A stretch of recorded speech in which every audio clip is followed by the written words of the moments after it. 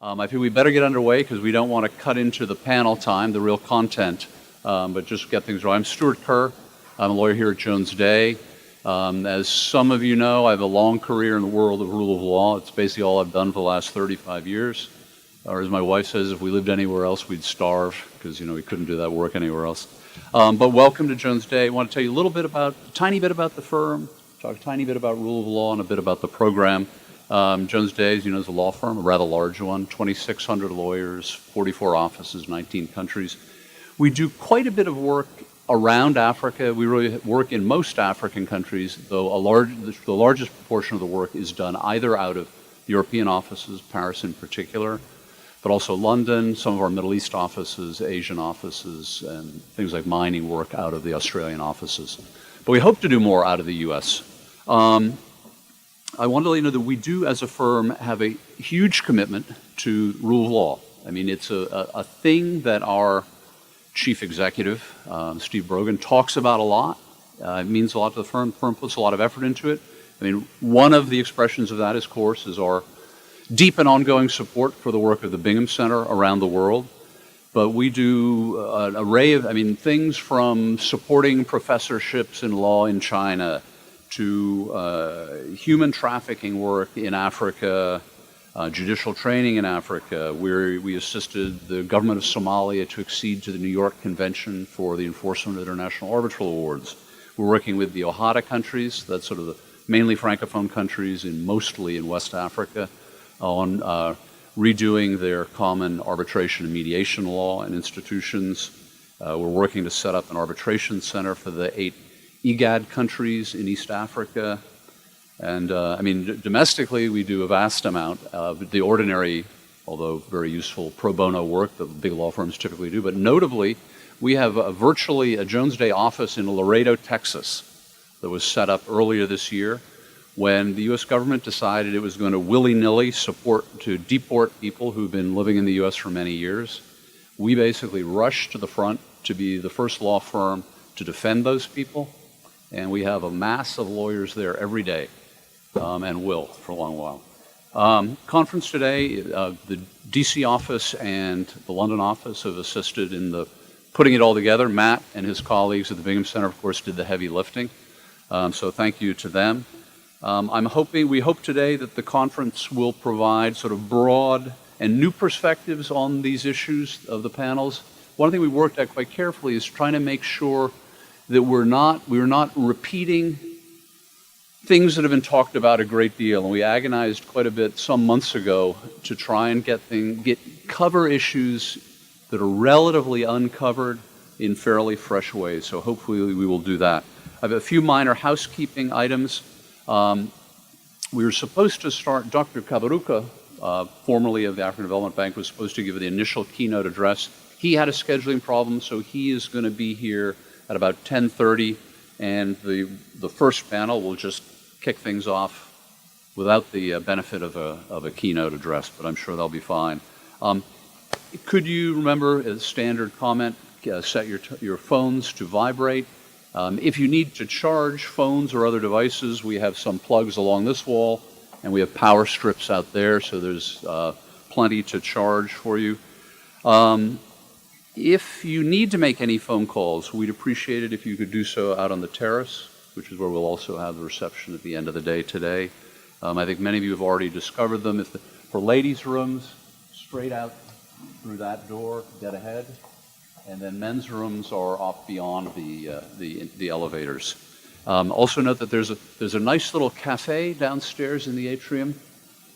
Sadly, I have to say that's only for Jones Day people. It's for reasons of security, more or less, so that lawyers can feel comfortable talking about client matters. So my apologies to that. But we will have some food at the coffee break in a little bit, and we'll have a nice lunch, so you won't go hungry. We've applied for those of you for whom it's relevant, we've applied for CLE credit for a bunch of states. Make sure you fill out the relevant forms and drop them before you leave. Quick comment on SMEs. So Matt is really going to talk much more substantive. But a note about the U.S. Small businesses are somewhat, they're at times politically worshipped, but we mostly don't think about them. But just as a reminder, there are 29 million small businesses in the U.S., according to the U.S. government, and that they together account for 54% of sales of all goods and services here in the U.S. and provide 55% of jobs. So you could well say SMEs, they're not just for Africa, but they really are significant everywhere. Thanks to you all for coming. I hope to meet many of you who I've not already met, and I'll pass things over to the boss for this show, Matt Trump. Thanks, Stuart. I'm not sure about being a boss, of course, but thanks nonetheless. Ladies and gentlemen, good morning.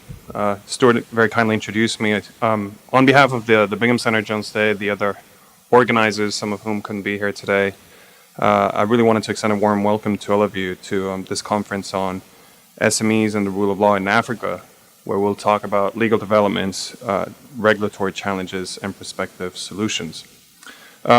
The Bingham Center was founded in 2010, is London-based and carries out work both internationally and in the UK. It is dedicated to the study, promotion, and enhancement of the rule of law worldwide. After Sao Paulo last year, this is our second conference, the second Global Rule of Law Exchange Conference. The exchange is a project of the Bingham Center that investigates the relationship between international development and the rule of law, and Jones Day is the global partner for this project. So, as Stuart said, we really do want to move along with the first panel, and I really don't want to speak for too long, but I just thought it'd be helpful to maybe just emphasize a few important points right from the onset of this conference, if I may. The definition of small and medium enterprises is, as most of you know, a contentious issue. There has been a lot of discussion and many different attempts to define SMEs with various degrees of success. Different people and studies either use conflicting terms or sometimes opt not to define it at all. When considering SMEs, though, the prevailing factor tends to be number of owners and employees size, which can vary from sector to sector, of course, but also total assets and turnover, for example. Naturally, these criteria might lead to a lot of confusion, and one noticeable way to resolve this uncertainty is by statute. This is the case, for example, of the Kenya Micro and Small Enterprise Act of 2002, which distinguishes between micro enterprise on the one side and small enterprise on the other. So without getting into too much detail, the point of difference here is based on turnover, employee size, and investment capital. Now, this is one example, but trying to find a consensual definition, as I think you'll agree, falls well outside the realm of this conference, let alone these welcoming remarks. Suffice to say, speakers and participants today should feel free to, they come from different jurisdictions and backgrounds, and may therefore have different conceptions or views of what a micro or small and medium enterprise really is. And so to the extent necessary, speakers and participants should really feel free to clarify their own understanding of the term as appropriate. And I would urge everyone to keep this in mind, because the role of micro and small enterprises is very important. They play, the role that they play for the developing economy is quite different, and therefore the challenges they face are also diverse. The second point I want to make may appear trite, but in fact refers to the importance of SMEs for Africa, as well as the variety of challenges that hamper their development, which of course we will hear about in greater detail today. Questions of definition aside, various studies suggest that SMEs account for up to 90 or 95% of all firms in sub-Saharan Africa, create the majority of jobs, and thus have helped establish a growing middle class. This is why it is so important to understand what undermines SMEs and conversely identify what works in the area and what doesn't work. So, as we will hear today, there are a number of issues that hamper SME growth. Access to finance tops this list, since it is the fuel that allows SMEs to flourish. And as we will discuss in the FinTech session a little later this morning, there's also a range of legal, regulatory, and policy considerations that can limit, or on the contrary, facilitate access to finance for SMEs. Other issues reflecting poor regulatory environment in Africa include, for example, the absence of laws and regulation for SME development, the complexity of such regulations, which substantially increases the transaction costs of SMEs and in some ways puts them at a disadvantage or an unequal footing, if you will, with vis-a-vis larger national or international companies. And finally, also the lack of transparency in implementing SME support programs, which again can also benefit other partners or SME support, other actors rather than the targeted SMEs. Added to that, of course, there's cumbersome bureaucratic procedures, red tape, and even corruption.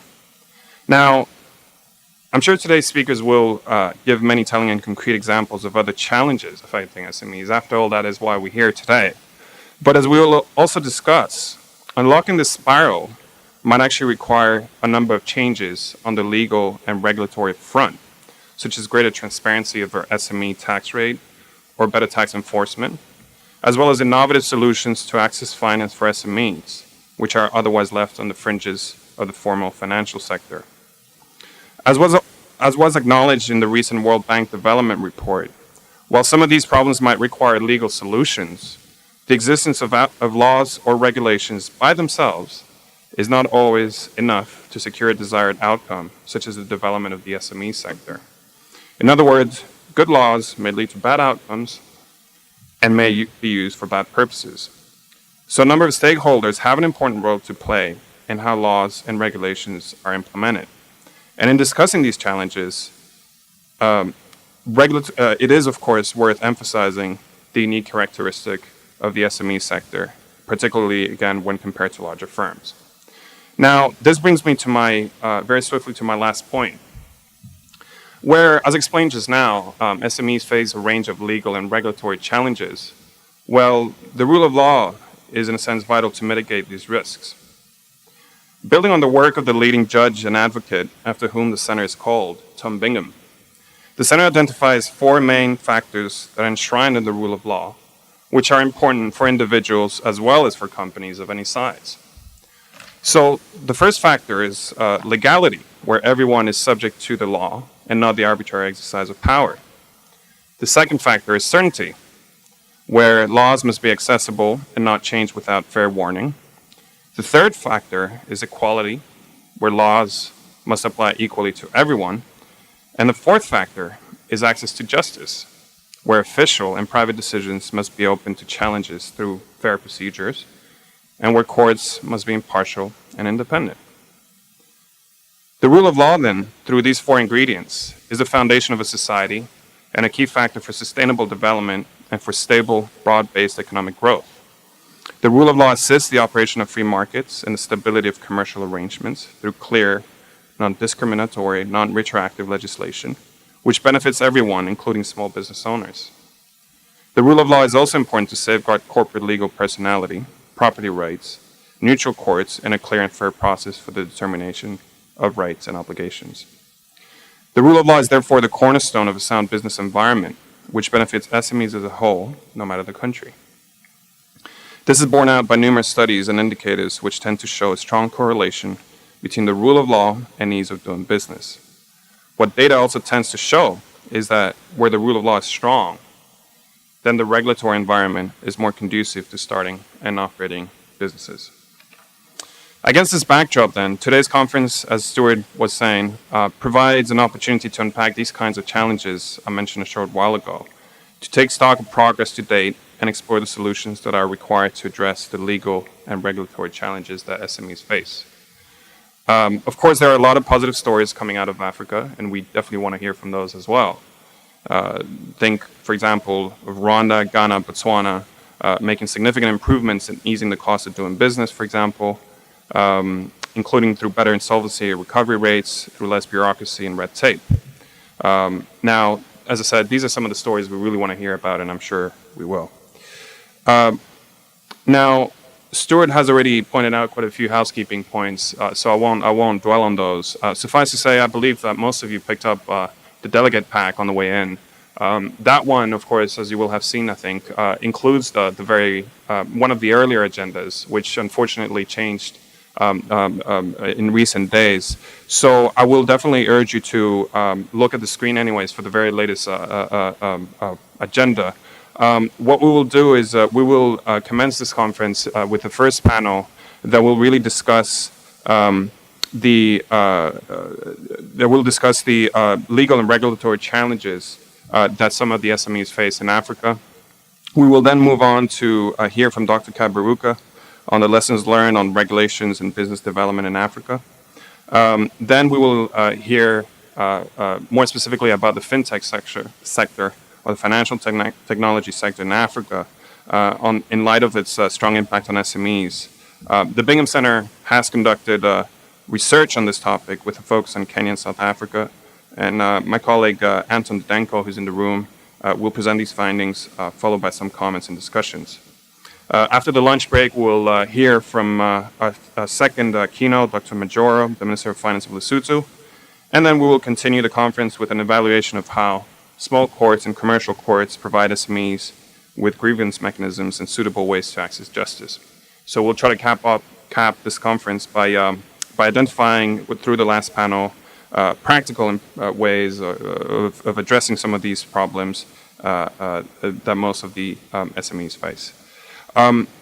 In addition to what Stuart was already saying, just to clarify that, there will be coffee breaks, of course, right here outside. Lunch, likewise, will be served outside, but we'd ask that for you to feel free to come back here to your tables to have lunch.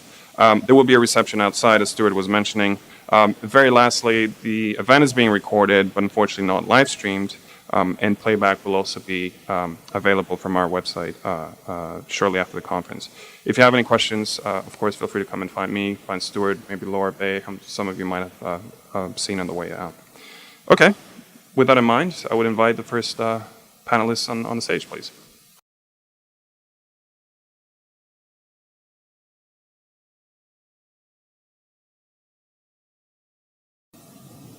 Good morning. Okay, I did that as I should have. All right, good morning. It's wonderful to see all of you, and we're really excited about this first panel. My name is Kathryn Kuhlman. I'm going to be an active moderator for the panel, so I will probably interject with a few stories and comments of my own. And just by way of introduction to myself and to the panel, I think this is a great way to kick off. This panel, I think, is going to set the stage for everything that's going to be discussed today. As Matt and Stuart, and thank you very much, by the way, to Matt and Stuart for this. I think it's a fantastic event, and it is a set of issues that we all really should be talking about much more. But I think we're going to touch on some of the common challenges facing SMEs in this session, and then hopefully we'll kind of put a few ideas out there too for some solutions to some of these things, which will be where we go with the last panel at the end of the day. And I'm sad to say that I have to leave to go teach a class after this, so I will miss the last panel, but I think it will be a great discussion throughout the day, and I'm really excited to hear about what comes from the whole conference.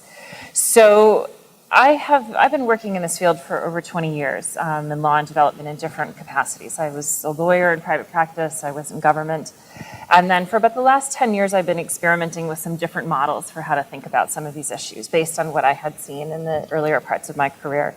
And I think that this topic today of how to really address some of the challenges of SMEs is something that I see come up time and time again. The organization that I run is called the New Markets Lab. I founded it about 5 years ago based on a proof of concept that went back 5 years before that, and it was really designed to actually address some of the challenges that small enterprises face when they're trying to open new markets, but to also work on how to implement laws. Matt talked a lot about this, the difference between the laws that are on the books and what actually happens in practice, and how we could do that in very practical and innovative ways and engage people more in the process. Because I think one of the challenges that I see a lot is that the process of making rules and enforcing rules is not particularly democratic in a lot of places. But I think this is particularly a challenge for small businesses. They're not usually the ones who are influencing what laws look like or how laws are applied. So that's something that I've been experimenting with, both through just the models that we do with our organization and also some technology solutions that we're looking at for this. I think Matt did a really good job of outlining what some of the different issue areas are. I think a couple of other things that we're going to talk about on this panel, in addition to rules around access to finance, we'll talk about market standards. I think we've got several representatives on the panel who are dealing with issues of cross-border trade, for example. What are some of the issues that come up there for SMEs? What are issues that come up for women entrepreneurs, and how are they different? And I do also want us to touch on this issue of complexity that Matt mentioned, and lack of transparency, but I think also issues around, as I said, access to the legal system, knowledge of the laws, knowledge of the different rules, ability to change those things, and shape the process are some of the things that I'm hoping we can draw out in our panel today. And at my organization, we've developed a set of legal tools to address some of these gaps. Things like legal guides that we do, working collaboratively with small businesses and local stakeholders. We work in over 15 countries in sub-Saharan Africa and India and China as well. And our model is one that trains younger lawyers in this area of law and development, because I think there's such an interest in it.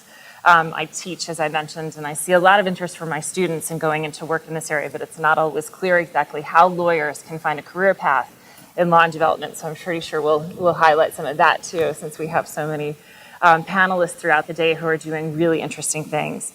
So I'm going to turn to our panel. I think you have everybody's bios. I could probably spend the whole next hour just talking about everybody's bios because we've got such an accomplished panel. But I'm going to just briefly introduce them, and then I'm going to ask each of them to tell you a bit about what they do and what their businesses or their organizations do, and then start off with what they see as some of the particular challenges facing SMEs. And then I have a series of questions. We're going to do this more as a Davos-style discussion rather than long panels. And then we'll also turn to you for questions and for discussion at some point. So I'm going to switch the order here that I've got written in my notes. So Afi Williams is directly to my left. She's the founder and CEO of Real Fruit, which is a fruit processing and marketing company in Nigeria, and she has got a lot of stories to share, I know, so we're really excited to hear from her. And then to her left is Timothy Karuka. Timothy, should I say Timothy or Tim? Tim. He's the founding member of Barefoot Law and head of the MSME Garage project in Uganda, which we're all excited to hear about as well. He works directly with a lot of SMEs and is going to tell us about some of the things that he sees day to day.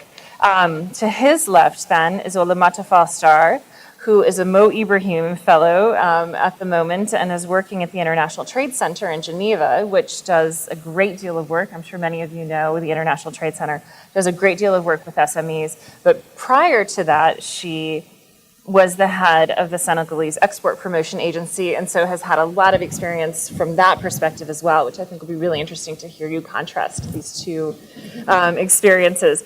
And then to her left is a good colleague of mine, Brian Midler, who is the Executive Vice President for Strategy and Innovation. It's a long title, Brian, at Root Capital, which is a leading impact investor. I'm sure you all know about Root Capital and the great work that it does with SMEs, particularly in the agricultural sector. So Brian's going to tell us a bit from his perspective too, which I think is really interesting as well, because you can bring the investor perspective to the conversation. So I'm just going to ask each of you to spend a few minutes. Again, we'll keep going back to different questions. So, so please don't feel like you have to get everything in all at once, but just to say a little bit about what you do and where you see some of the particularly pressing challenges for SMEs. Morning, everybody. Like Kathryn mentioned, my name's Afi Williams. I'm from Nigeria. I founded a company called Real Fruit 5 years ago, and we're a fruit processing company. We're hopefully expanding to become an end-to-end, fruit agribusiness, which sort of plays in both primary agriculture, the farming side, processing, and also marketing and distribution. It's been a very, very challenging journey. I mean, it's been an exciting journey building a business in Nigeria, but very challenging. And obviously SMEs face a lot of challenges around finance, around markets, around talent, etc. But one of the pressing challenges that I've experienced as we've been growing is really around complying with the regulations in Nigeria and having those become more bottlenecks in the growth of my business versus guidelines that are meant to sort of help businesses grow.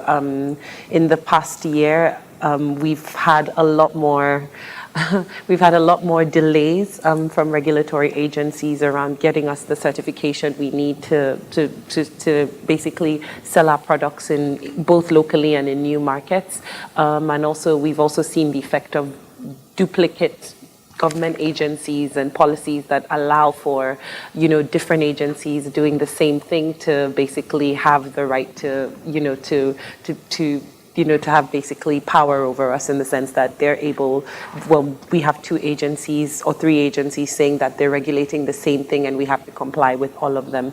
And that's just by the main factor of our growth. So we find that one of the issues we see in Nigeria is that the bigger you get as a business, the more sort of aware you become to these agencies, and you then sort of have this target of different groups, sending letters and visiting and saying that you somehow have not complied. So we do see that challenge as we grow. And obviously, because we are trying to formalize, it becomes a challenge when you're speaking to investors, for instance, and trying to comply with all the regulatory and governance issues that they expect of you, and being very difficult to really know where you comply and where you're falling short. I think there's obviously a lot of ambiguity around what regulations to follow and what not to. And I mean, a lot of my peers often seem that you are almost never going to be in full compliance, and you just sort of go ahead and then when sort of deal with the agencies as they come. So these are some of the pressing issues we face around regulation, rule of law. Fantastic. I thought of a few new questions for you, by the way. Yeah. So but I'll wait come until we back to come those, back around. Timothy, over to you. Good morning, everyone. My name is Timothy Kakuru from Uganda. I'm one of the founders of Barefoot Law and the head of the MSME Garage project, where we work with a number of micro, small, and medium enterprises. Perhaps I'll define a bit the nature of the businesses we work with. So micro businesses are categorized in Uganda as businesses which have an annual turnover of perhaps less than $3,000, if I'm to say that. So they're really tiny. And we work with micro businesses, small businesses, and medium enterprises. And we categorize our businesses in a couple of ways. We have the trading businesses, so those which deal with buying and selling goods. We have got the small-scale industry businesses, so those are people who make, say, bottled water and sell it, people who make things like butter and sell it. So they process things. And then we also have technology development companies. So things like startups, tech startups. What we try to do is we try to give all these businesses the legal information and guidance that they need to help them grow their businesses and to help them be able to succeed. Because we've realized that one of the biggest problems is that in Uganda, most people don't actually know the laws. And if they don't know the laws, that means they face so many challenges in terms of fines that they may face, in terms of penalties, in terms of not knowing, doing things, and then getting sued because they did the wrong thing. Since we are in a country where over 70% of the population is the youth, we also have a huge unemployment problem because logically the state can't keep up with the population growth. And we figured that if we help businesses to survive, then we can help people get more employment and also help deal with the issue of business failure in the country, which stands at over 50% of the businesses in our country failing within the first 3 years. So we have a huge deal of things that we're trying to do, but mostly it's based in helping people understand the law so that their businesses can survive longer and they can employ more people. Excellent. Thank you. I thought of a new question for you, too. Fantastic. Thank you. Olamata, tell us a little bit about some of your experiences. And again, I think you bring such interesting perspectives, having worked on several different sides of this equation. So tell us a bit about the work that you're doing and where you see some of the challenges. Thank you. Good morning, everyone. So I'm Ulimata, currently working at the International Trade Center, and I'm come from Senegal, from the Senegalese Export Promotion Agency. So basically, ITC, the International Trade Center, is the joint agency of the United Nations and the World Trade Organization, which is in charge of supporting SMEs' international competitiveness. So we mainly work with LDCs and vulnerable countries, and 80% of our intervention is in Western Africa, in Sub-Saharan Africa. And we decide to work in SMEs because, as Matt said, they are engine of growth, and through supporting SMEs, we could help the LDCs achieve the UN SDGs. And we are currently working on, we all know the challenges of SMEs: market access, trade finance, production capacities. But our main focus is to try to bring SMEs challenges to the World Trade Organization and have the countries discuss about those challenges and integrate them whenever they settle the trade regulations. And on the countryside, what we try to do is to help, what is not actually the case, but to help the countries to engage domestic reforms that will help SMEs benefit from those trade agreements, and try to have a link between investment regulations and also the market access regulations. So those are the current issues I think ITC is currently working on, and countries as well as international organizations and institutions should handle. Thank you. Excellent. I'd love to talk more as we have the discussion about a couple of things that you mentioned, particularly how to bring some of these issues to these higher level legal institutions like the WTO, where I've also participated in a number of conversations about how to bring in some of the smaller business voice, issues like challenges in the agricultural sector, but I think that's hard to do sometimes. So I'd love to hear more as we go around again about where you see some of that work maybe progressing, or where some of the challenges are in that area too. So Brian, last but not least, tell us a bit more about the work that you do and where you see some of these issues, both maybe from the perspective of SMEs and from the perspective of Root Capital, which has a particular vantage point, I think, in the sector that you could share with all of us too.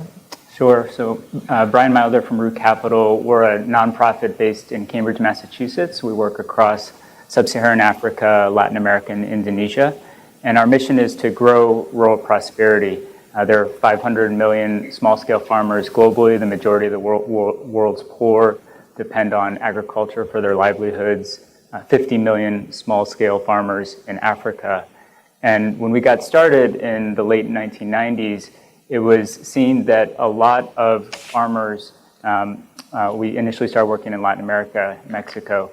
A lot of farmers had organized themselves. They had found markets for their products, whether it's through a cooperative structure or private enterprise.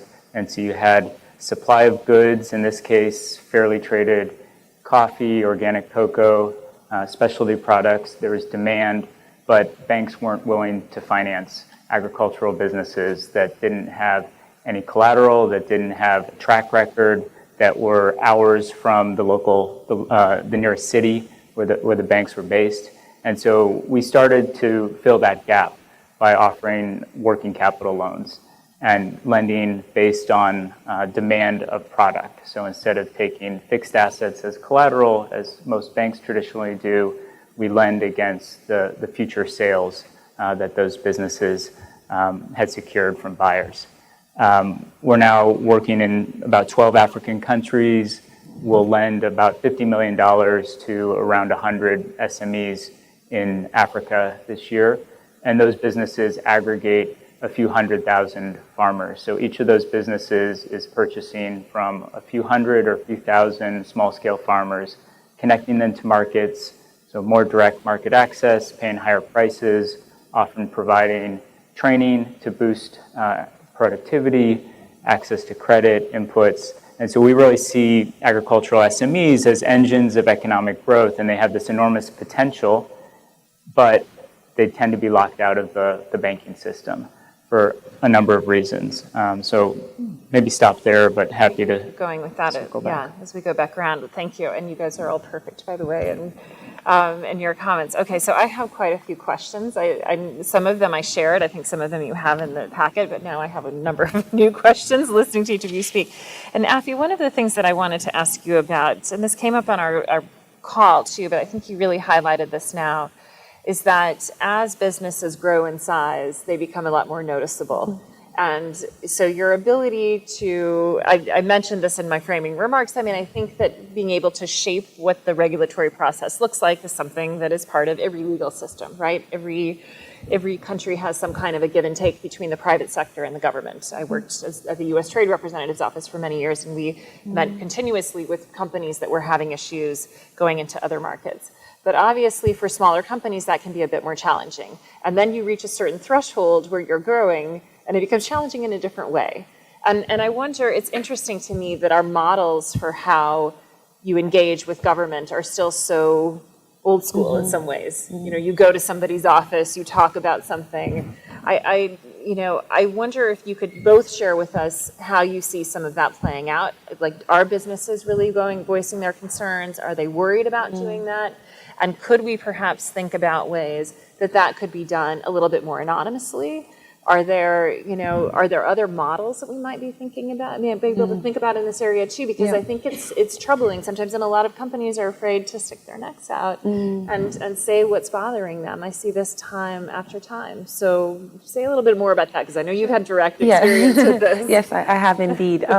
So you are right in the sense that I think a lot of businesses just because they don't want to add any more problems to their already challenging the challenging landscape will not, engage government agencies or report or actually, challenge some of the policies that obviously put them at a disadvantage.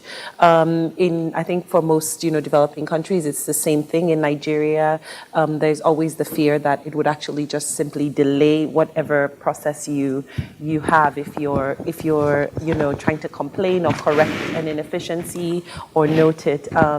But there have been some changes in Nigeria recently. From my personal experience, I decided to use social media to speak a lot about corruption in government agencies or duplicate agencies or agencies that I feel have no real purpose except for using their agency as a tax tool or to harass SMEs. And while I thought that it would get me in a lot more trouble, it actually didn't. It actually had the opposite effect. So in my case, for instance, I was interviewed by The Economist for an article, sort of highlighting this exact topic, the challenges of overregulation in Nigeria. And because of that article, the Vice President's office, where they are actually they basically formed a council on the ease of doing business, actually invited me to share some of my experiences and, tweeting about some of these issues I've had have actually led to people, the heads of some of these agencies actually calling me to figure out what the challenges and issues are. I don't think that that's necessarily the norm. I think because I have some access to or because my business is a little bit more established, perhaps maybe my voice sort of counts a little more. But for most people, it would actually be a disservice, especially at the earlier stages. I found that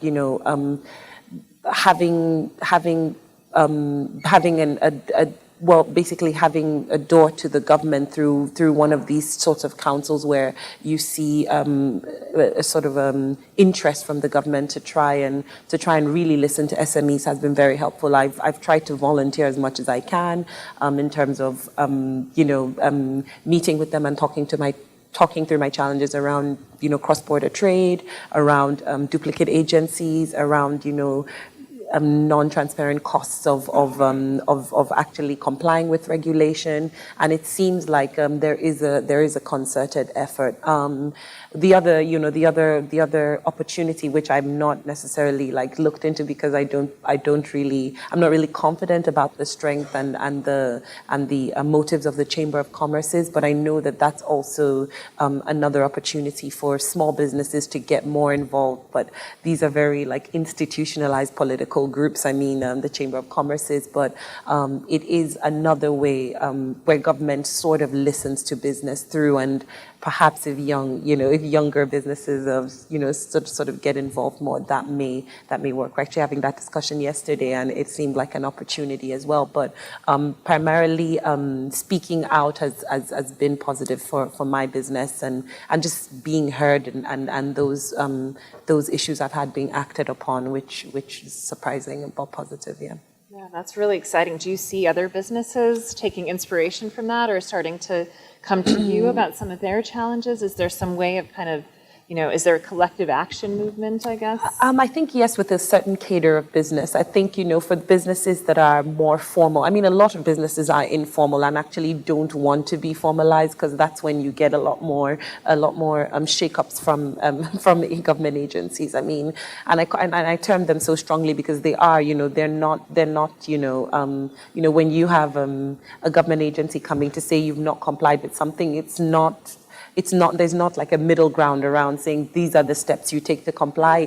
The first step is usually you're shut down, you owe an outrageous amount, and you cannot operate till you pay it, or till you comply, or till you take a bribe. So it's not like agencies are there to sort of guide. So a lot of people try to avoid that completely, but for a lot of businesses that are trying to grow, formalize, become established, usually have external investors, etc. You do find them taking a more vocal approach to seeing to talking through the challenges within their sectors. And I do think, especially in Nigeria with our vice president, there is a keen interest and a real genuine interest to really listen to business. And small business a lot more. So some businesses are getting those opportunities, and it's very positive. That's great, and that's really promising. And I know some of these themes will be picked up in the last panel, so exactly. I think maybe some of that can be woven through. So Tim, maybe you can continue on this topic too of the informal versus formal aspect of all of this. That was one of the things that we wanted to highlight, and would love to hear about what you're seeing in Uganda. Are you seeing something similar where companies are sometimes maybe reluctant to formalize because of some of the additional pressures that brings? Even though obviously SMEs all want to grow. So I mean, that certainly is, I think, an inherent tension there. And maybe also one of the things that struck me when you were speaking earlier, and again, this is something that I have experienced a lot through the work that we've done, and we have local legal fellows in a lot of the countries that we work into who are on the ground and who are working themselves with SMEs and seeing some of these challenges. But it's the question of access to information. So I think, again, we tend to assume that because laws are in the public domain, that you can access them. Now, I mean, I certainly think as a lawyer, even I read laws sometimes and think, why do we write them the way that we do? They could be written so much more clearly. Doesn't seem like really the goal sometimes is to have them understood. And I wonder whether you could say something about that, because I think I'll just give one example from something that I've worked on too that I just found to be particularly shocking in a way. So we worked on a project in Tanzania with companies in the agricultural sector. Those of you who know me know that I've done a lot of work on the regulation of seed that you plant in the ground. And it's a particularly regulated sector. And some of the things we're talking about today too are very heavily regulated. I think some of the sectors you're probably seeing the SMEs working in are very heavily regulated, whether it's finance or ICT, agriculture. These are areas that tend to have a lot of regulation. So in seed, we looked at every law we could find that related to seed. There were 69 different laws that in some way had an application. Now, to expect any business to look at 69 different laws and regulations, I think is completely out of the realm of possible. I mean, I just don't think, and even to have a lawyer maybe who would go and do that, I think is a challenge. So what do you do then when there are so many different legal instruments, so many different rules, things are changing quickly, there often are other measures that, may not even be published or, only go through one particular channel to get out to the public. It's a real challenge, right? So I'm just wondering, are there things that you have come up with to share information and to share it more widely?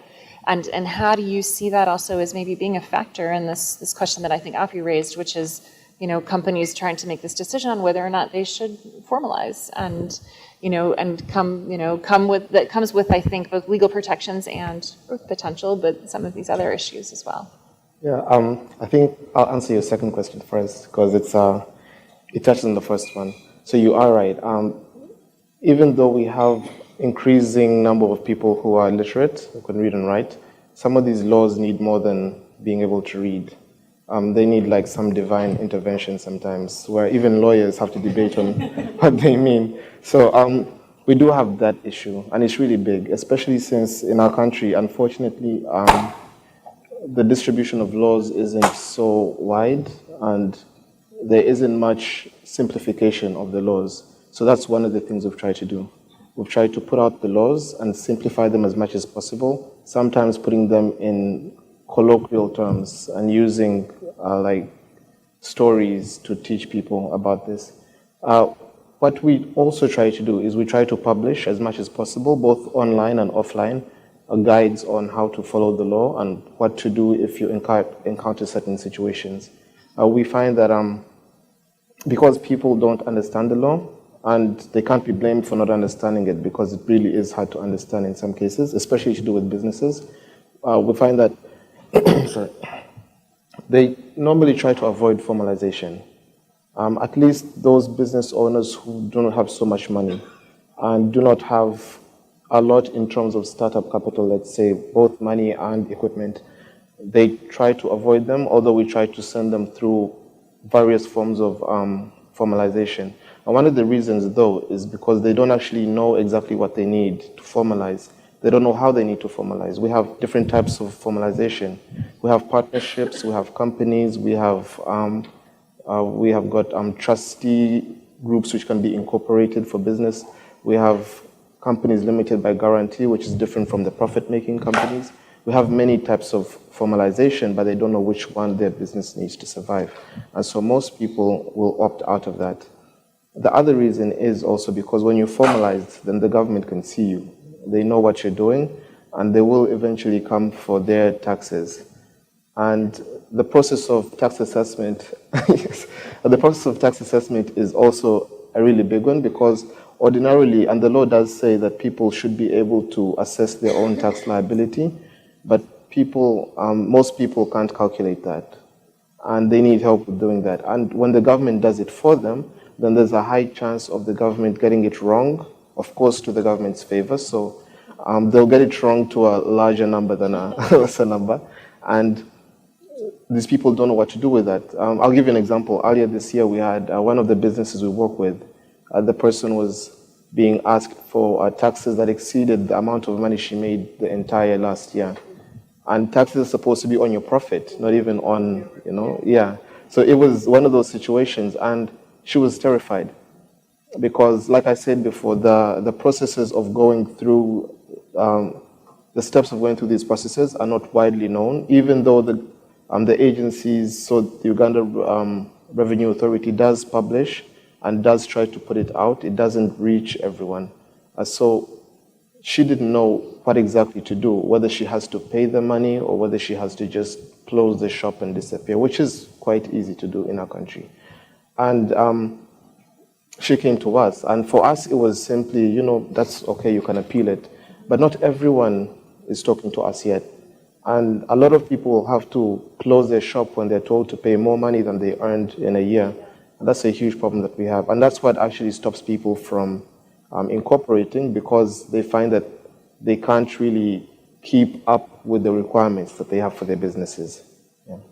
It's really unfortunate, right? Because I think that when we think about what a legal system should do for entrepreneurs, we think of it as protecting them. But here you have a situation where the legal system is actually really putting entrepreneurs in this very precarious position. And I hear about this a lot too, that all of a sudden you get this giant tax bill that nobody, I mean, I'm terrified when I get my tax bill. Yeah. It's hard to navigate some of those things. And I think we need to get the word out about resources like yours that can help, because as you say, like not everybody knows where to turn either.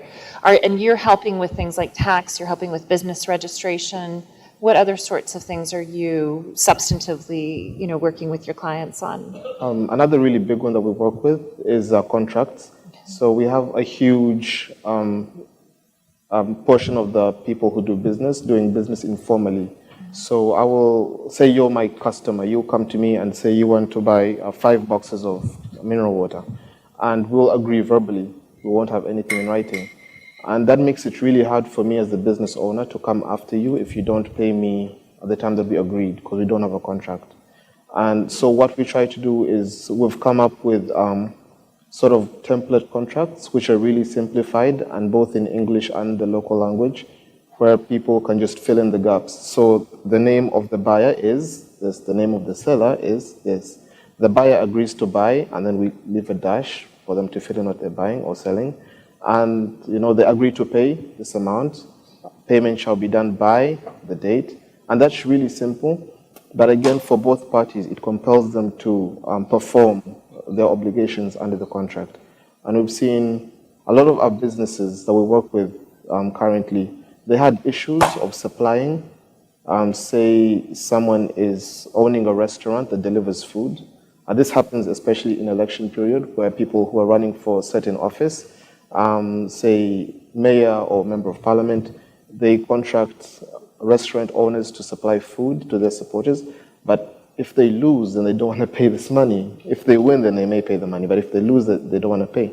And if the contract is informal, then it causes a really big problem, because it's really hard for you to sue them. You can't sue them, but immediately you're at a disadvantage.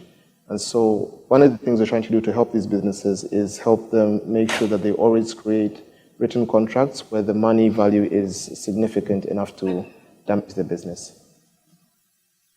Yeah. That's interesting. Well, I mean, it's great that you're doing what you're doing, and I think that I hope there's much more of that, because I think that there is a huge need. Olamata, I'm listening to all of the comments from our panel, and I've spent a lot of time at the WTO, and I think these very granular, specific issues are so incredibly important to making markets work and to helping SMEs. But the WTO is operating at such a high level. How do you bridge those two things? And maybe, tell us a little bit more specifically how you see that going. How is that conversation happening? I mean, I think that's a real challenge, and I know that there's an interest there, but I think finding a way for some of the international institutions to really understand better what is happening on the ground is something that we're probably all working on in different respects, and I'm sure many of those who are here for the conversation today are doing, but it's not easy. So tell us a little bit more about how you see that moving forward and where maybe some of the challenges and opportunities might lie. Okay, so as far as ITCs is concerned, as I said earlier, we try to bring to the WTO SMEs, I will say MSMEs, because we now talk about micro, small, and medium enterprises challenges to this organization. And we are taking part to 3 working groups, one on MSMEs, which is an informal group of the Friends of MSMEs, chaired by Chile. We are also attending another one on e-commerce, Friends of E-commerce at the WTO, and another one on gender. And how ITC is trying to bring these challenges is that we conduct some surveys and also do some research that provide key insights of the challenges with accurate information. For instance, we know that in Africa, Western Africa, they face much more problem to trade online. They don't have, the regulation is not covering e-transactions or e-logistics, things like that. And for gender, we try also to bring it to the table and talk about challenges women are facing when doing cross-border trade, because we know that they are more involved in that trade in Western Africa. 60% of women are doing cross-border trade. But, and we have recently published a survey on e-commerce. We have released 2 weeks ago at the WTO Public Forum, which is giving real information on the trade online, how companies succeed in it, and what are the main challenges. But the point today is all the countries are not at the same page at the WTO. Mainly developing countries are trying to push because they know that MSMEs are key for their growth. So they want to push for new regulations or trade policies, taking into account MSMEs challenges and e-commerce and gender issues, whereas in other countries, they're saying, okay, this is not the WTO. I mean, the WTO does not have to talk about that in its area. For instance, e-commerce is about ITU, which is in charge of telecommunication. Why talk about gender? Let's just talk about trade, and that is the problem. So what we have done is, for instance, for the gender issue, we have been preparing a declaration, and we're trying to have as much support as we can from countries. As of today, we have 20 countries supporting that gender and trade declaration. We want to release at the next ministerial conference in Buenos Aires this December, in order to have countries integrate the gender dimension when designing trade policies. So we don't know yet if it will be, well, a chapter on gender under each trade agreement, or if it will be, within all the trade agreements. We don't know yet, but the most important for us is to raise awareness on the fact that women are facing specific obstacles when trading, and we have to take that into account. For the e-commerce, we're trying also to push. We won't be able to talk about that. We won't be able to have, let's say, key resolution at the next ministerial conference, but people are aware of that, and discussions are still going on. And as far as MSMEs, I think we have one good news, which is the fact that the UN has officially recognized the importance of MSMEs. And since this year, we have been celebrating the UN International MSME Day, which is the 27th of June, and ITC is also leading on that. So this is something really important. And just to add something to this market information also, because you were talking about the fact that the regulation on seeds and the fact that you have 69 laws, how could a company have that, the right information it needs to trade, for instance. What we're currently doing is we partner with UNCTAD and the World Trade Organization to have a one-stop shop for trade information, which is called the Trade Help Desk. And it is aggregating information from the three organizations, but also from major organizations like OECD. And we provide companies, MSMEs, with all the information they need. So they won't have to go to this website and to other website. No, from one trade help desk, they have all the information they need to trade. So this is good also. I think that's great, and I think that the one-stop shops and the help desks are a big step forward. I also am a big believer in legal guides, which Tim mentioned, and we actually, for that example that I gave on seed, we did a legal guide that took all of those 69 different laws and put them into one document, and then we diagrammed a lot of the process. And I used those diagrams actually to engage with the private sector and government then around how the process actually works in practice, because I do think that's such a big challenge too. I mean, just looking at the laws, you don't get a sense of all of the things that you have talked about, you know, these real examples of what happens when you try to use the system. And I think that information needs to get out there much more too. Again, I've been trying to experiment, but I keep hearing about innovative new things. Like in South Africa, I think they've been using cartoons to talk about how laws work, which I think is brilliant. And that might be, you know, the kind, because again, communicating some of these things needs to be done. I find it really troubling sometimes when we take a law with a lot of words and put it into more words in a smaller document. There have to be other ways too to share information other than just kind of the traditional modes of communication. So I'm glad too that you mentioned e-commerce, because I think this is something, first of all, it impacts a lot of SMEs, and it's also an area where the regulatory system is still taking shape. So it's new. It has a big impact, but it's something where this exact thing that we're talking about today really needs to be brought into the conversation now.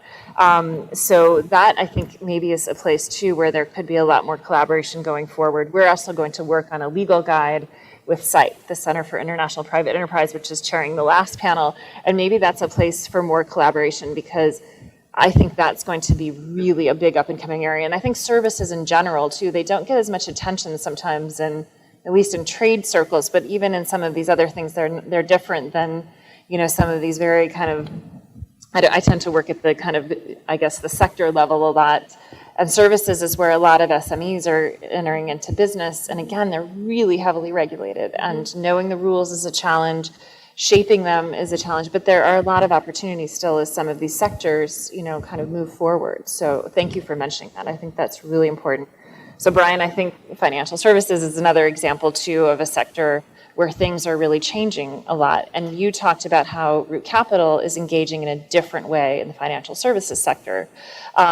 You and I know, have had a lot of conversations too about some of these other things like non-bank financial services and, you know, some more innovative tools that could come out in financial services. So I was hoping maybe that you could pick up on what you were saying before too about what Root Capital is doing.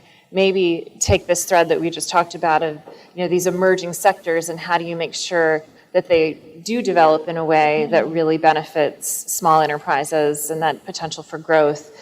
And then maybe talk a little bit, kind of closing the loop on this international framework piece that we were just talking about with Olamata, and where you see that fitting in with the work that you do. I know that's like 3 questions, That's a lot but I know you can answer them. A lot to thread together.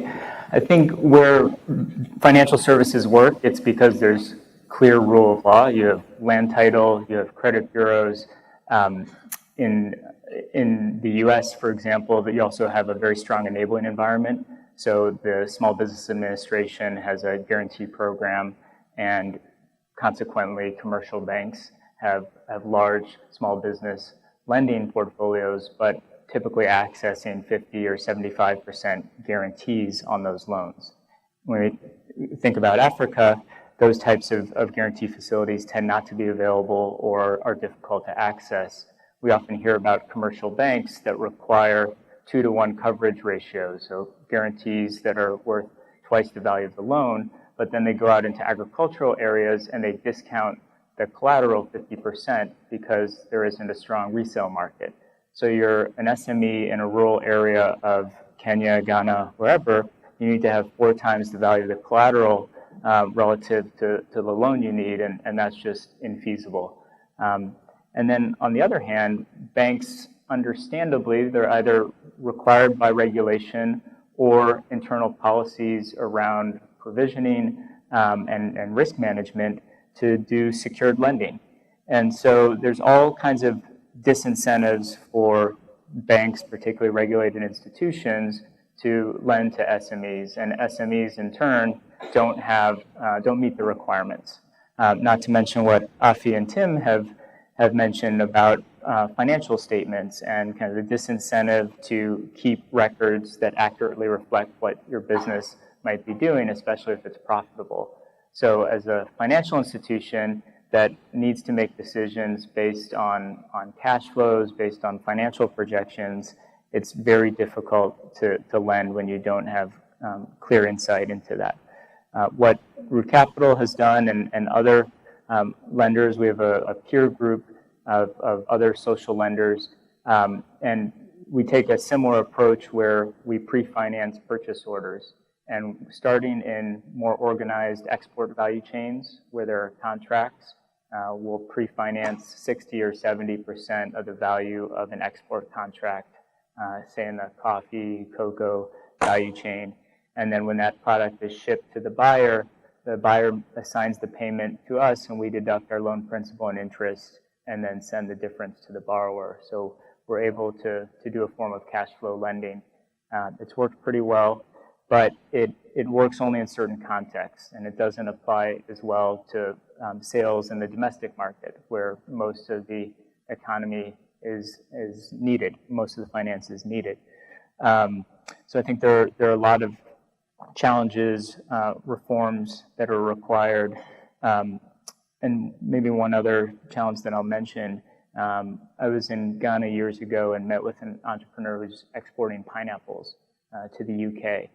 And it's an SME, and they would occasionally hear from buyers that their pineapples had shown up in the UK and it's spoiled. And so the buyer wasn't going to pay them. And what recourse do you have as a SME entrepreneur in Ghana when your buyer in the UK claims that your product is poor quality? So he actually got on a flight and showed up and was able to dispute that. But a large company would have representatives in the markets where you're exporting into, and obviously that's not feasible for SMEs. What happened with the pineapples? Had they actually spoiled, or were they? They hadn't spoiled. Really? No. So Yeah. This was just a question of. And we face that too. We have actually a different industry, but another borrower in Ghana that's in a 4-year dispute with a buyer in the Netherlands about product, and the proceeds of that product were intended to repay our loan. So basically, we're kind of waiting the resolution of that dispute. Well, I could keep going with more questions, but I'm not going to because I want to turn to the audience for their questions. Do we have microphones? How are we doing? We have 2 mics here, but I don't know how are we. I can send Megan. Maybe one of you guys help with the mic. Can we do that? And a couple of things too that I didn't get a chance to ask about. So just in the event that these come up from the audience questions and you want to weave in, maybe talking a little bit more about the gender aspect and how women are sometimes impacted differently by laws, even if the laws are written in a neutral way. Obviously, there are some laws that are specific to women and do make it more difficult for women to engage in business, but I know you two in particular have experienced that a lot, and you touched on this, Olamata. And one other thing that we haven't talked about too much too is the regional trade aspect, which I think is so, holds so much potential, but does bring up a lot of legal and regulatory issues as countries try to figure out how to work together and acknowledge each other's systems. So maybe again, if those come up, you can pick those up, or you can maybe touch on those in comments. But are there questions out here? So why don't we take several questions at once? We'll go around. So just raise your hand. Stuart has the microphone. If you could just tell us who you are and where you're coming from, and state your question, and then let's wait for about maybe 3 or 4 questions, and then the panel can respond to any of the questions that you'd like to. Thank you. Thank you very much indeed. My name is Olajobi Makiwa. I work for the United Nations Global Compact in New York, and I'm the chief for Africa. Actually, Kathryn, I just want to answer your question. You did ask a question from Afyong. You said, is there a collective action? We have a collective action project in Nigeria right now. We're working with the small and medium MSMEs in Nigeria in terms of fighting corruption. How can they fight corruption? It's under the Siemens project that we are implementing with the Nigerian Economic Summit Group, as well as the National Association of Small and Medium Enterprises. And we've realized, because there's the survey in Nigeria says that 96% of companies in Nigeria, they are smaller, medium MSMEs. And that sector, therefore, we felt that that sector must not be neglected. And that's why we're implementing the project in Nigeria. And now we've gone beyond even corruption to look at the issues you've spoken about this morning in terms of access to credits and all that. And we're engaging with big banks in Nigeria. So, Afyong, why don't you come and let's work together, on the project. And if you know of any any of these organizations in Nigeria, we want to work with you. And we also want to ensure that at the end of the day, the government of Nigeria, back this up with policies and ease of doing business, because we know that you cannot be ignored at all in the country. Thank you. So much for that. I have a feeling that a lot of new collaborations are going to come out of the discussions today. So that is exciting to see. Thank you for sharing that, and hopefully there can be some good follow-up on that. Okay. Thank you very much, Kathryn. My name is Fred Oladende, and I'm with the Foundation for Democracy in Africa. It's really a pleasure to see you, Kathryn Kuhlman. We've worked on AGOA and several issues, including the WTO. My question is about regulation and also how NGOs and international institutions, including the United Nations, can work on the ground to assist MSMEs to address some of the issues that Afyong has experienced in terms of government coming in and really choking the space for her to thrive. And the other issue has to deal with issues of financing. And I think, Brian, the experience you just shared with us regarding the pineapple is one of the reasons why my organization established the Africa Trade Development Center. As you all know, there are a lot of trade policy that is encouraging exports, particularly the African Growth and Opportunity Act. And yet we see very, very few MSMEs coming into this space and taking advantages of it. And one of the reasons is simply because they don't have the wherewithal to be able to engage in international transactions. Now, what you've just shared with us is one important reason why I think more attention should be paid to how MSMEs in the export market really could be empowered. Can you tell us how your organization is working on the ground in Ghana to try to mitigate some of this, if you may, mistreatment of MSMEs from your experience? And in terms of your purchase order framework, how do you work on that? Do you engage the Export Promotion Council, the Investment Promotion Council on the ground to also ensure that they support their MSMEs? Thank you. Fred. You raised a lot of very good points that we will go to in just a moment. I saw another hand here, and I hope I'm not missing anyone on this side of the room, please. Yes, good morning. My name is Jeanette Trammell. I'm with the Organization of American States, work on a lot of these similar issues in relation to Latin America and the Caribbean. So very happy to be here today and see if we can share lessons learned. Question for Brian in terms of the issues on finance for the agricultural sector. There's been a lot of interest in recent years in warehouse receipts financing, so I'm wondering if you have any comments on that and if that's going to be particularly helpful for this sector. And then a second comment briefly is just to the question I think that Kathryn had put up. How do we get some of this, the information to some of the international bodies that are doing a lot of the sort of simplification and trying to come up with model laws?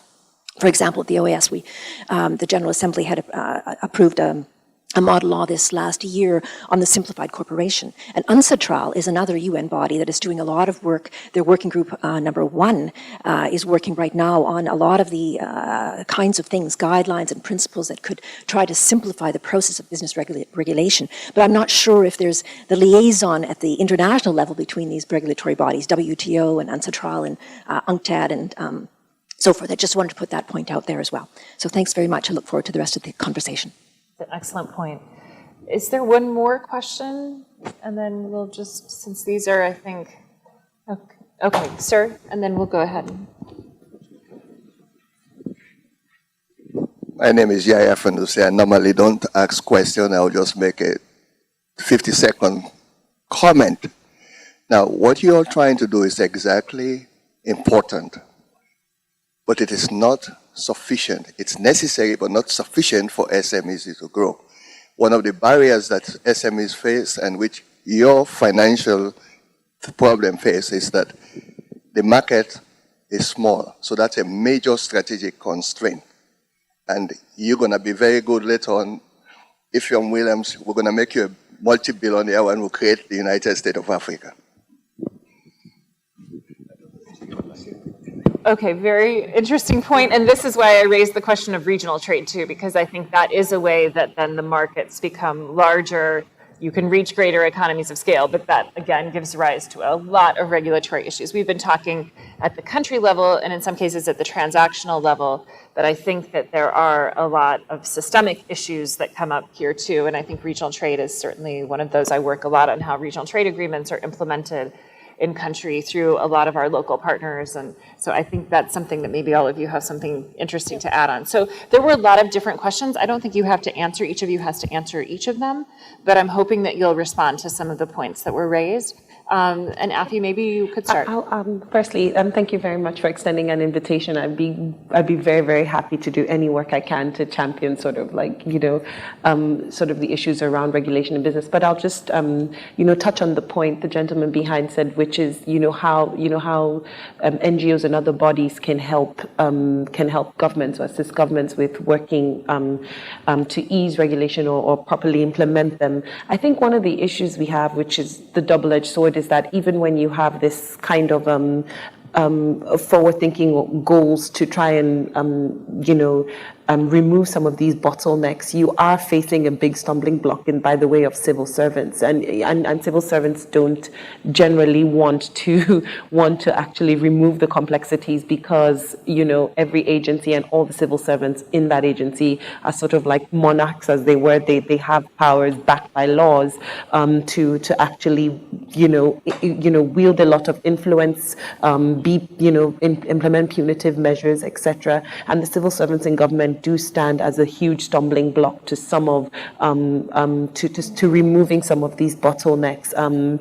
And we found, and as we discussed about, in the case of Nigeria, one of the successes that we've seen is that for the vice president has set up an ease of doing business council, and that council is really where he's spending a lot of his political capital. He's sort of trying to segue or go behind a lot of the burdens of over-regulated agencies to implement new ideas, almost, I wouldn't say by force, but using the fact that he's the vice president and this is an initiative that he cares a lot about to get done. So there are basically, I would suggest that some of the help sort of takes into consideration that you do have a force of civil servants that don't want to implement any change, and the ideas around removing some of these bottlenecks and really getting the civil servants out of the way would have to involve some backdoor sort of like innovative things like what the vice president is doing, which is pretty much saying, well, I'm the vice president, I care about this, so let's get this done. It's not the most, it's not really legally, it's not illegal, but it's not really going by some sort of like segueing some of that regulation, and he's recorded a lot of success. I think if we were to go through these agencies, it would take double the time, and you'd face a lot more resistance. So that's something that we've seen work in Nigeria. It's an excellent example. Do you want to touch briefly on the regional trade question or AGOA, which I'm really glad that you mentioned, Fred? Nice to see you too. Would you touch on that? Yeah, sure. I mean, for my business especially, we do a lot of cross-border trade with Gambia, Ghana, etc. And we have never been successful in basically taking advantage of the ETLS, which is the Economic Trade Liberalization Scheme, which actually allows for no tax or duties to be imposed on goods traded within the ECOWAS region, which is the Economic Community of West African States. Now, that is a law that's been in place for years, and all our goods still get taxed by like 5 different government agencies. And firstly, to get the certification is really difficult. I mean, you would think that because, it's pretty much a number of countries, it would be easy. I think you can only get it from Abuja in Nigeria, where, which is number one, not practical.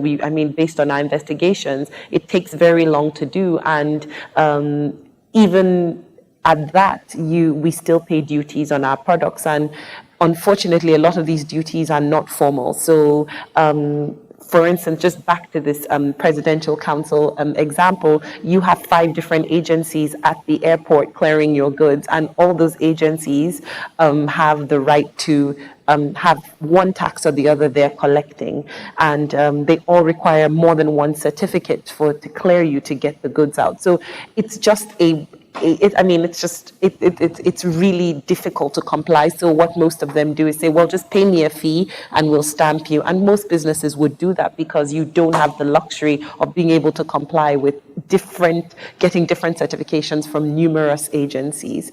There's no simple way to do it. So in terms of cross-border trade, a lot of it, we have 3 borders between Nigeria and Ghana, for instance, and most of the goods, you pay a tax pretty much at every border.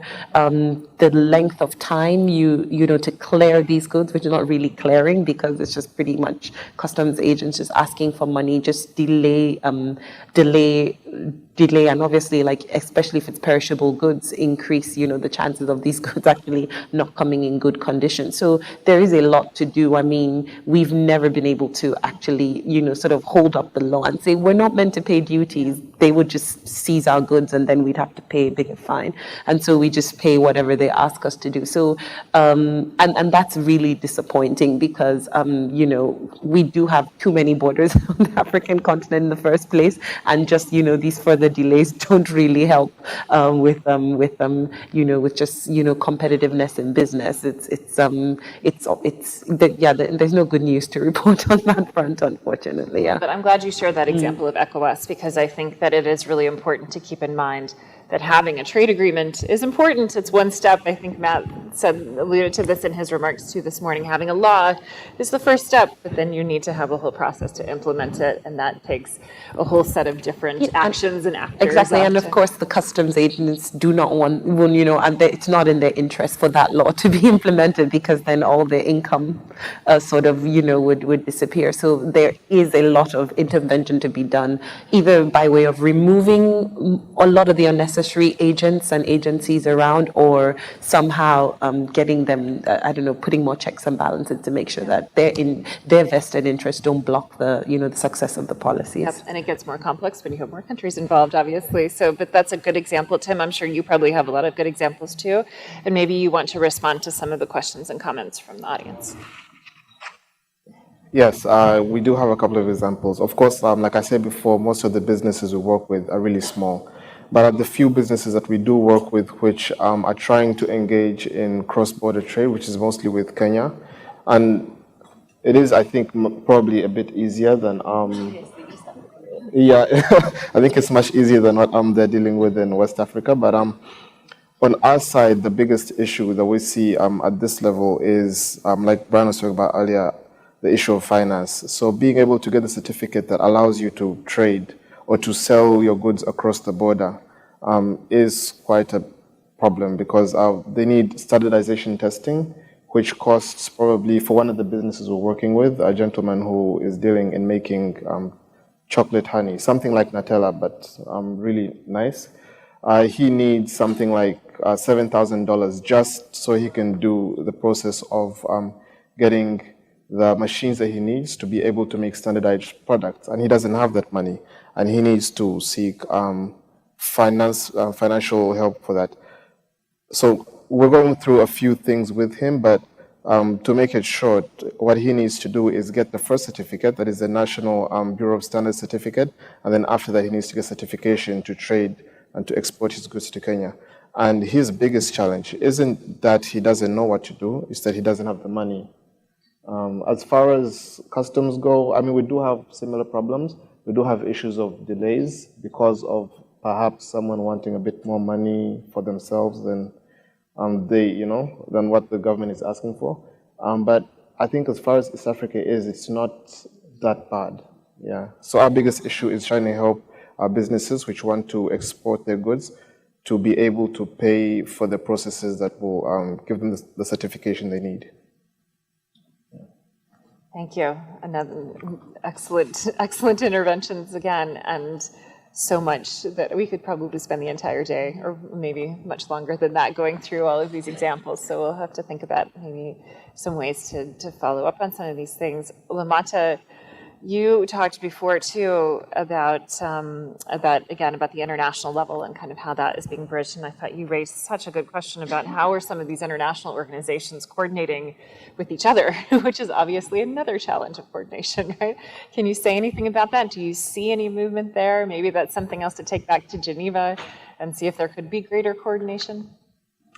Well, I think that international organizations already cooperate, try to find solutions to these issues, but maybe it's not well known. I've already talked about this collaboration we had with UNCTAD and the WTO to have this trade help desk, and we also work a lot with WIPO and ILO also on this on issues related to gender and trade, MSMEs. So maybe it's just not well known, but they take part also to working groups at the WTO. So maybe we'll be releasing more what we have been doing with them.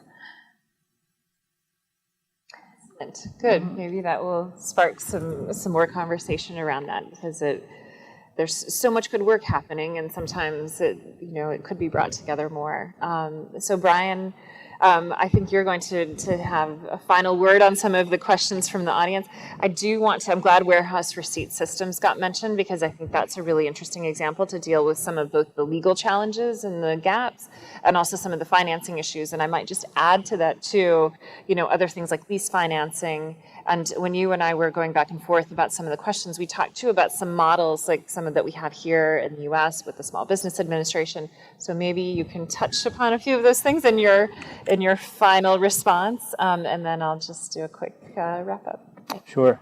On the warehouse receipts program, I was chatting with a colleague in Senegal this morning, and she mentioned that the World Bank has just launched a warehouse receipts program focused in the rice sector in West Africa.